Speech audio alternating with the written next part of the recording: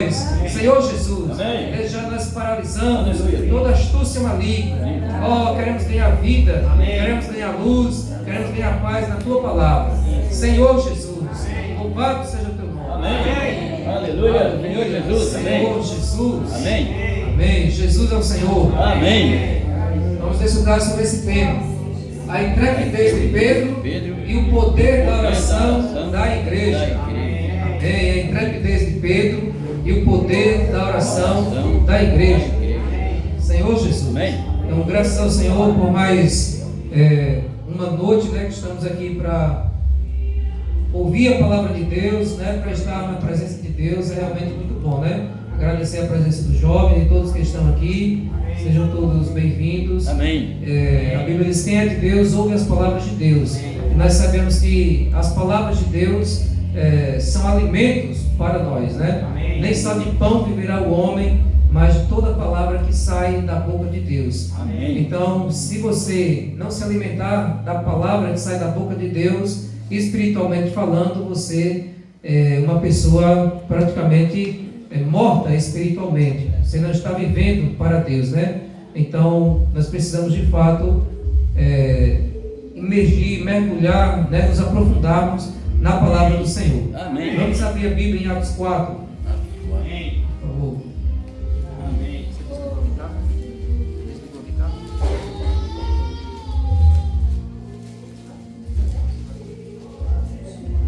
Ao 12. Cada irmão, e por meio dessa pregação, quase 3.000 almas foram batizadas naquele dia. E aí Pedro continuou, né, pregando. Depois ele saiu mais João para orar. E quando estava chegando perto do templo, encontrou um coxo, um aleijado. E o aleijado pediu uma esmola, mas Pedro disse: eu não tenho ouro nem prata, mas o que eu tenho eu te dou. Em nome de Jesus, levanta-te e anda. Amém. E aquele aleijado, há mais de 40 anos, né, em torno de 40 anos ali que ele vivia manco ali, aleijado, aquele aleijado saltou, né? Pedro pegou nas mãos dele, ele deu um pulo, e foi um milagre tremendo. E aquele aleijado entrou no templo, pulando, saltando de alegria, e todas as pessoas viram aquilo, né? Uns com certeza deram glória a Deus, outros cegos, né? Cegados pela religião, pelo formalismo, não conseguiram ver o milagre, mas ficaram procurando motivo, né, para acusar. E foi o que aconteceu. Então, diante desse sinal, muitas pessoas passaram a crer, né? Existe algo aí sobrenatural, algo divino a ocorrer. Então, algumas pessoas começaram a sentir ciúmes. Então, no capítulo 4, quando Pedro e João estavam falando ao povo, chegaram os sacerdotes, o capitão do templo e os saduceus, ressentidos porque os apóstolos estavam ensinando ao povo e anunciando em Jesus a ressurreição dentre os mortos. Amém. Eles estavam ali ressentidos, vejam, né? Ressentidos, estavam se sentindo incomodados, né? Porque estavam ensinando sobre Jesus e a ressurreição de Jesus. Então as pessoas estavam ali se incomodando. E nós sabemos, irmãos, que hoje também não é diferente. Amiga contou um testemunho aqui um dia, que ele disse que invocou o nome do Senhor Jesus em um ambiente, né? E as pessoas às vezes reagem, né? De uma maneira assim, de uma maneira grosseira, né? Porque parece que incomoda quando você anuncia a palavra, quando você invoca o nome do Senhor Jesus. Se você xingar, está tudo normal, né? E daquilo, parece que é normal para ele. Mas se você dizer: ó, Senhor Jesus, aí olha assim para você diferente, que estranho, né? Ou se você for falar a palavra, às vezes as pessoas, elas se incomodam. E aqui, os apóstolos, Pedro e João, estavam ensinando, falando sobre Jesus, a ressurreição de Jesus, né? Porque eles eram aquelas sementes do grão de trigo que caiu na terra, né? Se tornaram ali. Jesus morreu como um grão de trigo caindo na terra, depois ele ressuscitou, e quando ele ressuscitou, ele soprou o Espírito Santo para dentro dos discípulos. Ele deu comissão para que os discípulos fossem e levassem o evangelho da salvação para as pessoas. Então os discípulos tinham isso na sua consciência: eu preciso fazer o meu Senhor conhecido.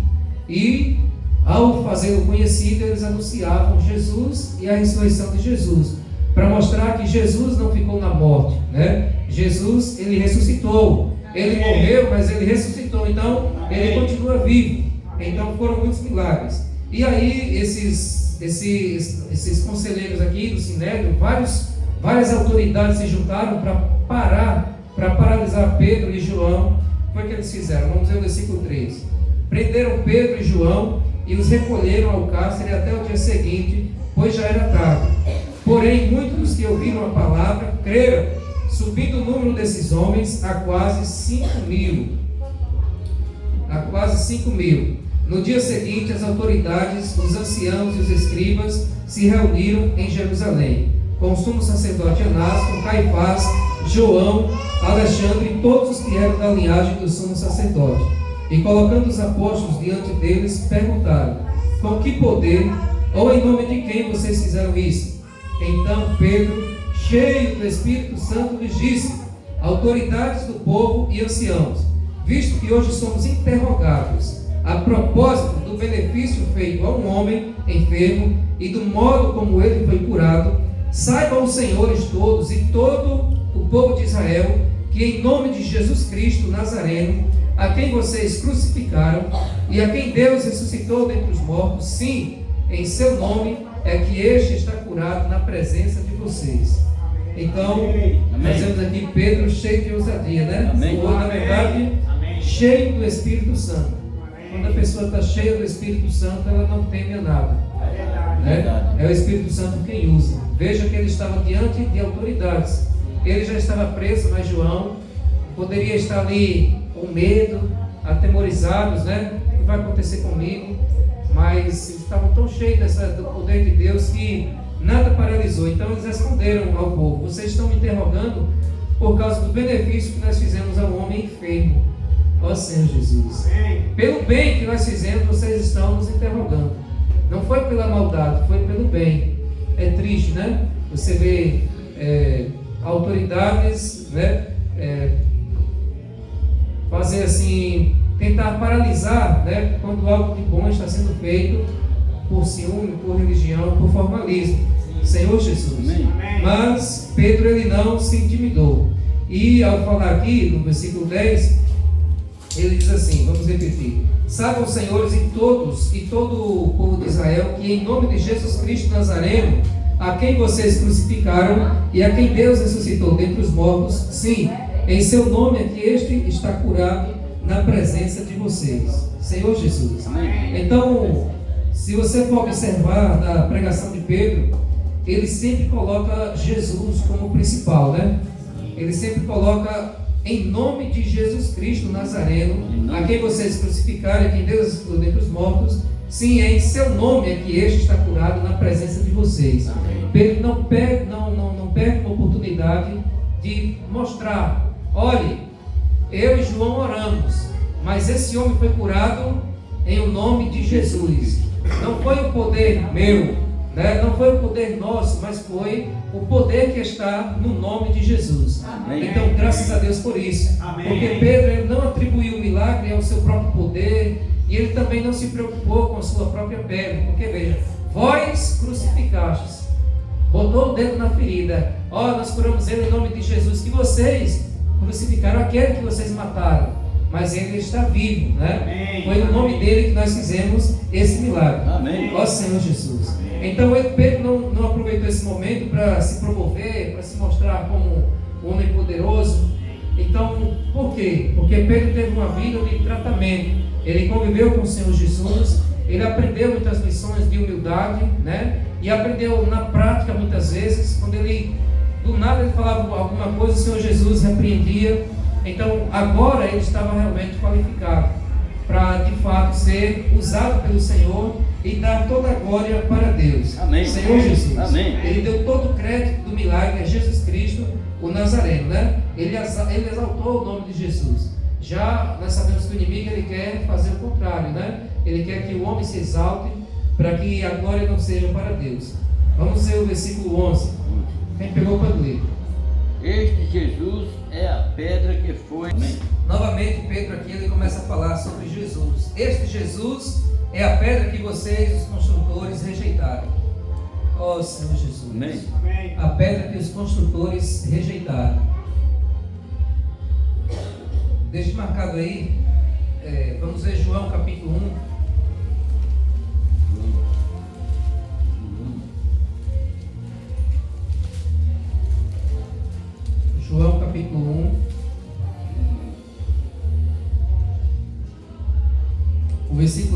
assim: o verbo, esse verbo aqui se refere a Jesus.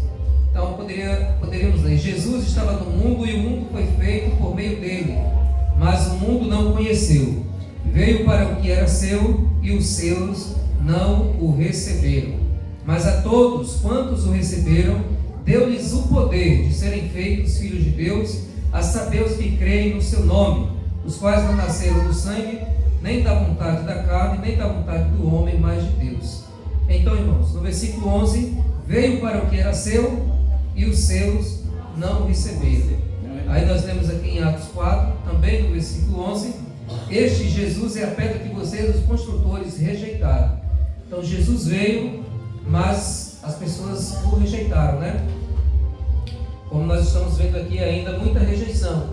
Então ele foi humilhado, e toda essa humilhação culminou ali na sua morte, né? Deu a conclusão na morte humilhante do Senhor Jesus. Mas ele foi rejeitado pelos homens, porém ele foi aceito por Deus e exaltado por Deus, né? O Senhor Jesus teve um grande sofrimento aqui na terra, foi rejeitado, mas ele sabia de que mundo ele era, ele sabia de que reino ele era. Então isso o fortalecia, porque ele tinha comunhão com o Pai, né? Isso também é para cada um de nós, né? Quando nós fomos rejeitados, desprezados, humilhados, nós sabemos que a nossa pátria não é aqui na terra, mas a nossa pátria está nos céus. Amém. Então temos alguém que nos dá valor, que nos valoriza, que nos compreende, que nos entende, e isso é o que faz você prosseguir.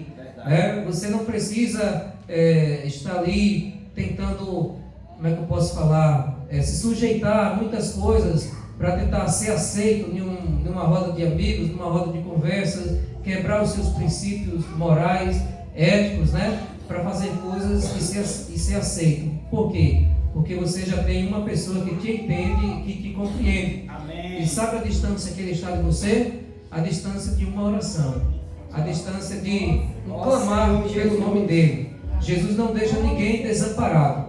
Então o que é preciso? Clamar. Precisa clamar. Pedro, quando estava afundando nas águas, o que ele disse? Senhor, socorre-me, né? Ele estava afundando já. E quando ele, Senhor, socorre-me, Jesus vai lá, estende a mão, né? E puxa Pedro para cima. Então, a distância que Deus está de nós é a distância de uma oração sincera, com o coração quebrantado. Você se ajoelha diante de Deus, conta a Ele os seus problemas, como o hino que nós cantamos, né? Jesus, meu grande amigo. E com certeza Jesus vai te atender e vai te fortalecer, né? Como diz o Salmo, vai te tirar de um poço de lama, vai te tirar do lamaçal, né? Então, claro que tudo tem um processo, Deus trabalha de várias formas, mas se você precisa permanecer no processo, Ele vai estar contigo, te fortalecendo, te sustentando, né? Sim. Senhor Jesus. Amém. Então, e depois o Senhor também vai te exaltar. A Bíblia diz em 1 Pedro 5 que nós devemos nos humilhar sob a poderosa mão de Deus, para que Ele no tempo oportuno, ou seja, na ocasião certa, Ele te exalte, né? Ele possa te livrar de tudo que possa estar ali te machucando, né? Ele passa pelo fogo para ser purificado. Se não passar pelo fogo, vai ser um ouro bruto, cheio de impurezas ainda. Mas quando passa pelo fogo, ele fica reluzente, vai brilhar, vai ter mais valor. Então as provações que nós passamos não é para nos matar, não é para nos deixar caídos, mas é para que nós possamos ser crescidos, né? Para que nós possamos aumentar a nossa fé, ter mais experiências com Deus e nos tornar pessoas mais amadurecidas. De fato, de maneira que quando você considere o seu estado anterior, você diga, puxa vida, como eu tenho uma nova mentalidade, como eu cresci, né? Então Deus, Ele permite que as provações venham, mas no tempo oportuno Deus também vai te fortalecer, vai te exaltar, vai te corresponder, né? Senhor Jesus. Então Jesus passou por essa provação, uma provação muito grande, a ponto de dele chorar, né? Suar ali as gotas como de sangue. Então foi muitas coisas ali fortes que o Senhor Jesus passou, mas depois Deus o exaltou. Amém. Deixa aí marcado ainda, vamos lá para Filipenses 2. Amém. Final do 5 diz: Cristo Jesus que mesmo existindo na forma de Deus, não considerou ser igual a Deus algo que deveria ser retido a qualquer custo. Pelo contrário, ele se esvaziou, assumindo a forma de servo, tornando-se semelhante aos seres humanos. E reconhecido em figura humana, ele se humilhou, tornando-se obediente até a morte, e morte de cruz. Por isso também Deus o exaltou sobremaneira. Ele deu um nome que está acima de todo nome, para que ao nome de Jesus se dobre todo o joelho, nos céus e na terra, e debaixo da terra, e toda língua confesse que Jesus Cristo é o Senhor. Amém. Então, Deus estava vendo, né, tudo que estava se passando com o Senhor Jesus, e no tempo certo, na ocasião certa, Deus ali o exaltou, ressuscitando dentre os mortos e dando um nome que está acima de todo nome. Sabe qual é o nome mais poderoso do universo? Jesus. Nesse nome os demônios se submetem, né? São expulsos, pessoas são curadas, pessoas são libertas. É o nome de Jesus que tem esse poder. Ó Senhor Jesus. Amém. É o nome do Senhor Jesus. Então, glória a Deus por isso. Voltando lá em Atos 4:12, diz assim: e não há salvação em nenhum outro nome, porque debaixo do céu não existe nenhum outro nome dado entre os homens pelo qual importa que sejamos salvos. Então, irmãos, não tem salvação em nenhum outro nome. Debaixo do céu, a Bíblia diz aqui, vocês creem na Bíblia? Então, debaixo do céu não existe nenhum outro nome dado entre os homens pelo qual importa que sejamos salvos. Só o nome de Jesus. É esse nome que nos dá a salvação, né? É o nome do Senhor Jesus. Por isso que nós precisamos clamar. Vamos ver agora Romanos capítulo 10. Romanos 10.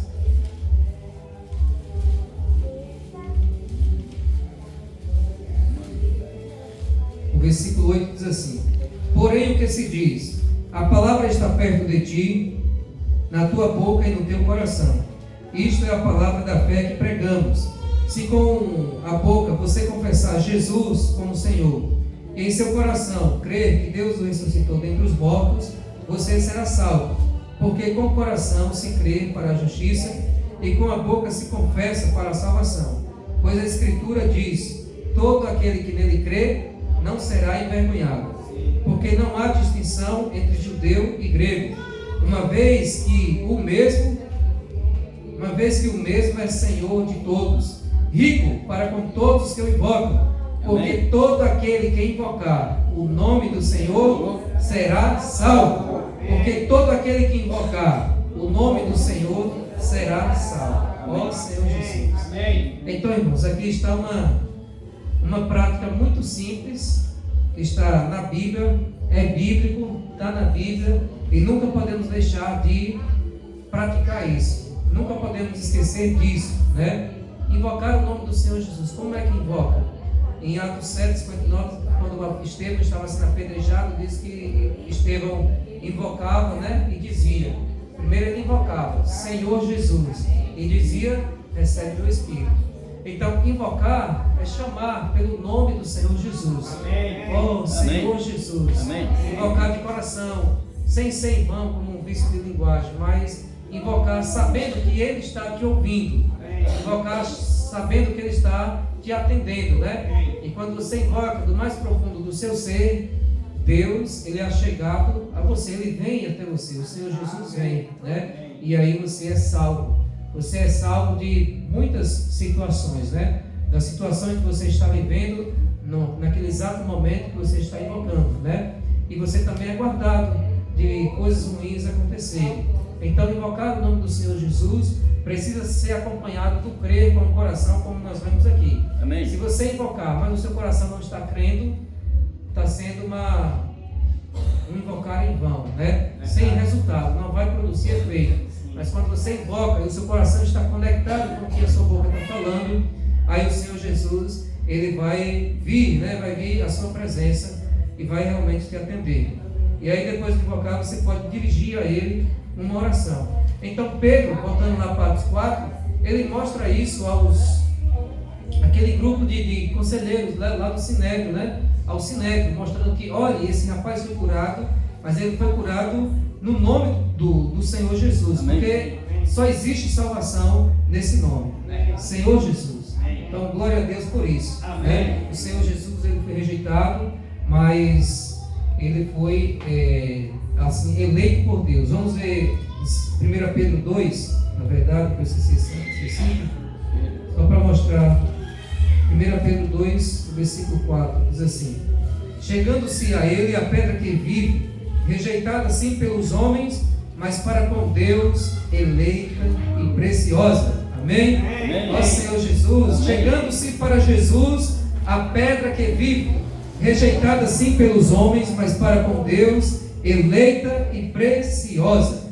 Ó Senhor Jesus, também vocês, como pedras que vivem, são edificados casa espiritual para serem sacerdócio santo, a fim de oferecerem sacrifícios espirituais agradáveis a Deus por meio de Jesus Cristo.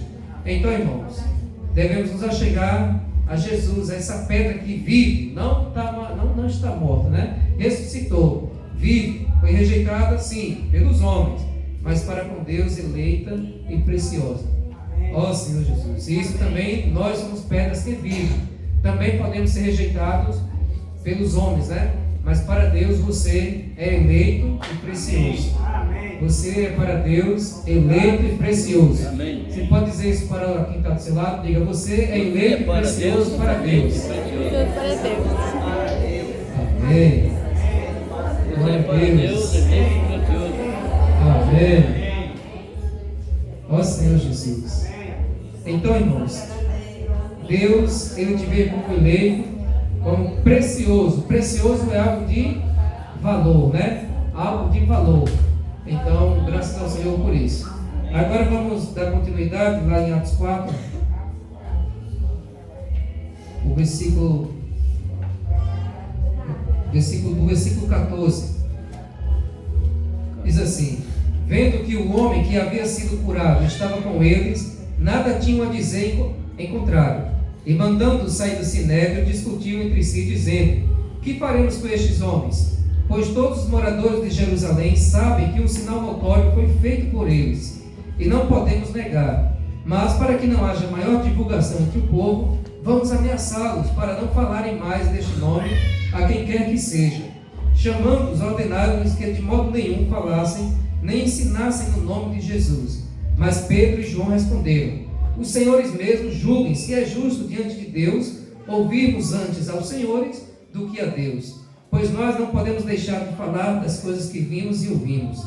Depois, ameaçando-os ainda mais, os soltaram, não tendo achado como os castigar por causa do povo, porque todos glorificavam a Deus pelo que tinha acontecido. Amém. Ora, o homem que tinha sido operado esse milagre de cura tinha mais de 40 anos de idade. Senhor Jesus. Amém. Então aqui nós vemos as ameaças, né? Olha, vocês não podem mais falar no nome de Jesus, né? Vocês não podem mais anunciar sobre esse nome, senão podem acontecer coisas piores. Então, assim, começaram a ameaçar, tentando intimidar João, mas Pedro. Mas novamente eles estavam aqui cheios do Espírito, cheios de intrepidez, de ousadia na palavra, né?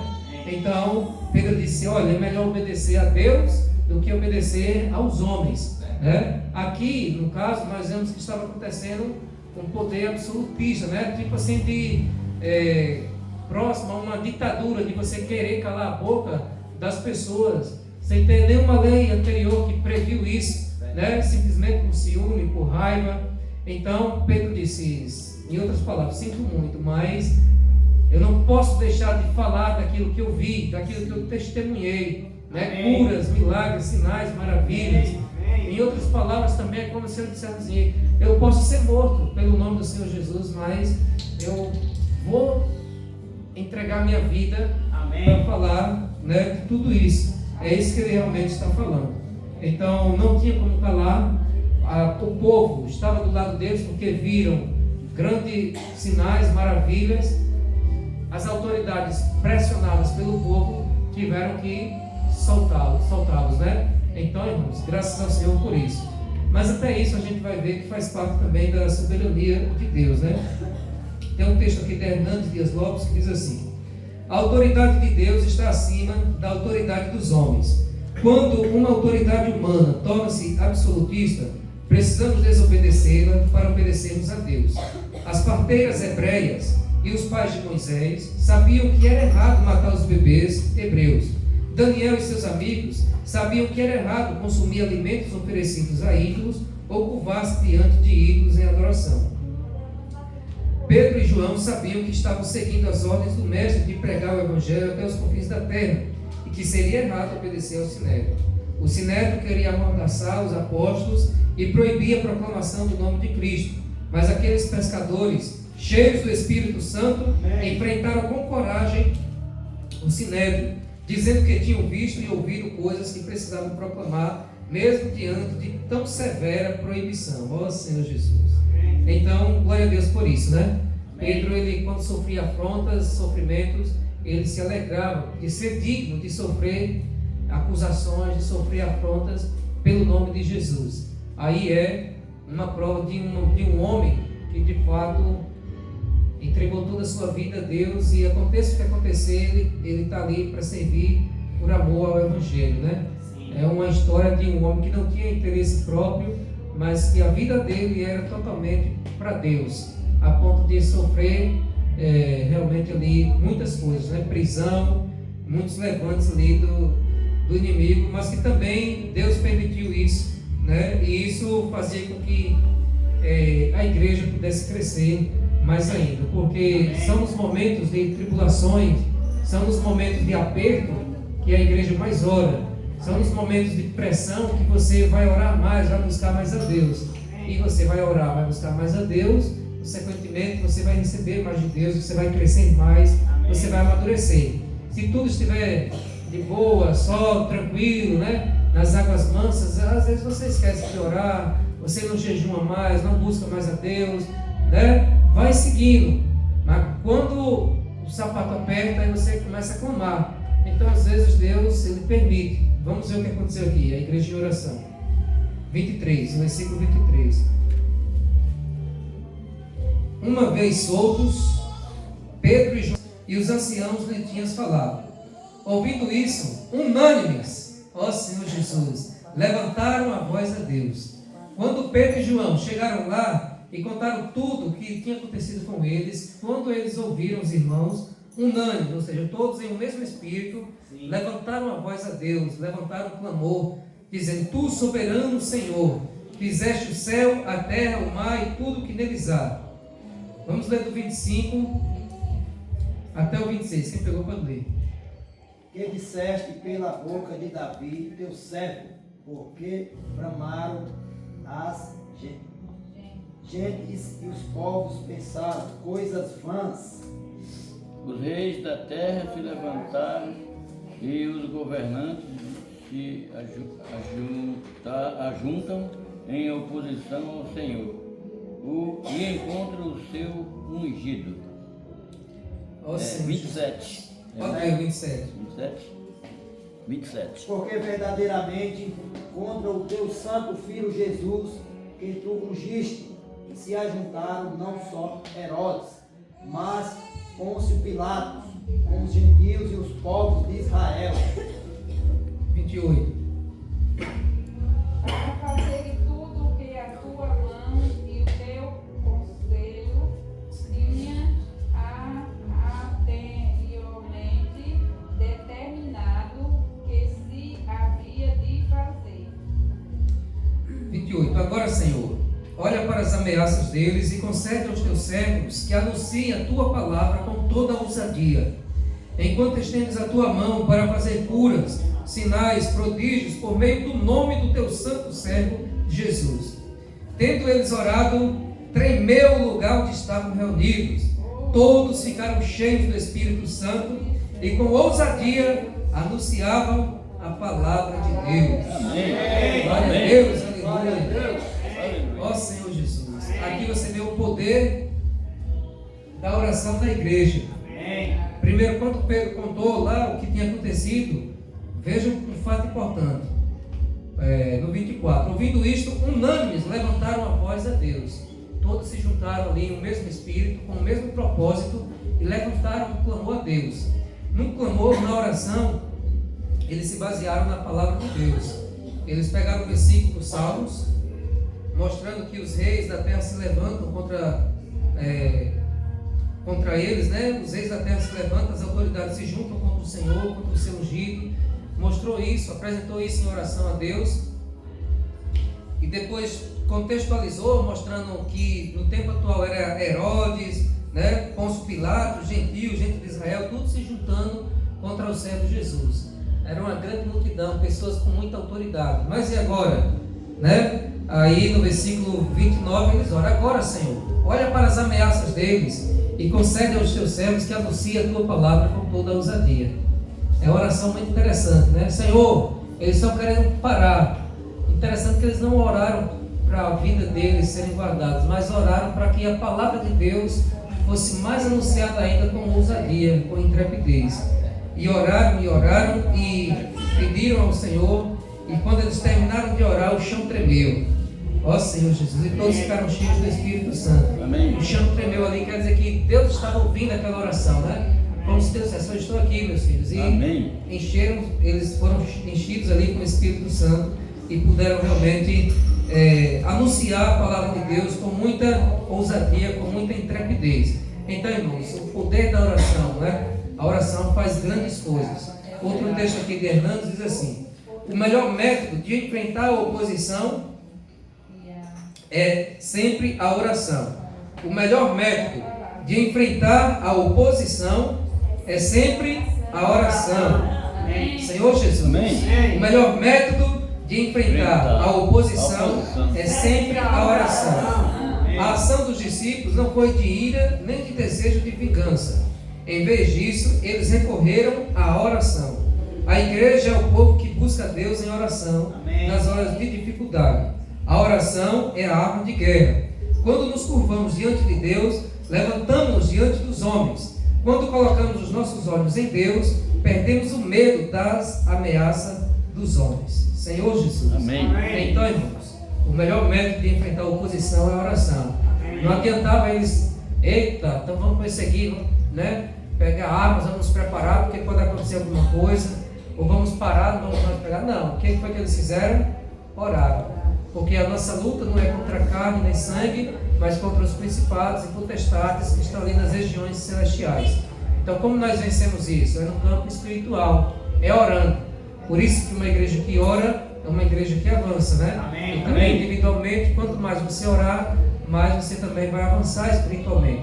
Se nós temos preguiça de orar, né? Se nós não nos aprofundamos em oração, nós vamos ter uma vida rasa, nós vamos ter pouco conteúdo com Deus. Como é que nós dizemos ser amigos de Deus se nós não conversamos muito com Ele, né?